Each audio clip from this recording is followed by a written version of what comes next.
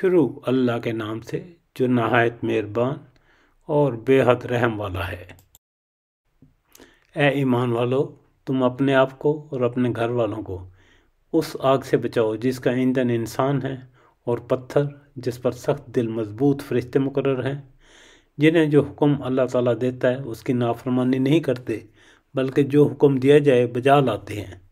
اے کافرو، آج تم عذر اور بہانہ مت کرو، تمہیں صرف تمہارے کرتوت کا بدلہ دیا جا رہا ہے۔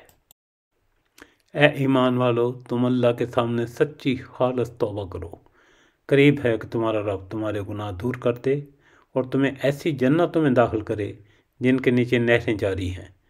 جس دن اللہ تعالیٰ نبی کو اور ایمان والوں کو اور جو ان کے ساتھ ہیں رسوا نہ کرے گا، ان کا نور ان کے سامنے اور ان کے دائیں دوڑ رہا ہوگا، یہ دعائیں کرتے ہوں گے، اے ہمارے رب، ہمیں کامل نور عطا فرما اور ہمیں بخش دے، یقیناً تو ہر چیز پر قادر ہے۔ اے نبی، کافروں اور منافقوں سے جہاد کرو، ان پر سختی کرو، ان کا ٹھکانہ جہنم ہے اور وہ بہت بری جگہ ہے۔ اللہ تعالیٰ نے کافروں کے لیے نوح کی اور لوط علیہ السلام کی بیوی کی مثال بیان فرمائی۔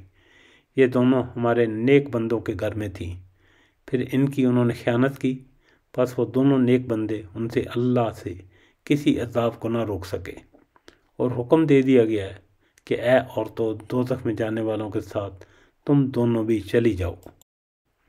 اور اللہ تعالیٰ نے ایمان والوں کے لیے فرعون کی بیوی کی مثال بیان فرمائی، جبکہ اس نے دعا کی کہ اے میرے رب، میرے لیے اپنے پاس جنت میں مکان بنا، مجھے فرعون سے اور اس کے عمل سے بچا اور مجھے ظالم لوگوں سے خلاصی دے۔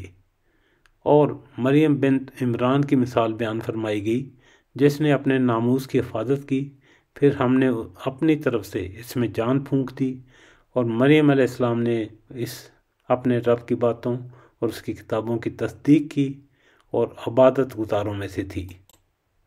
شکر الحمدللہ رب العالمین۔ اسی کے ساتھ ہی سورۃ تحریم کا ترجمہ اور ریکارڈنگ مکمل ہو گئی۔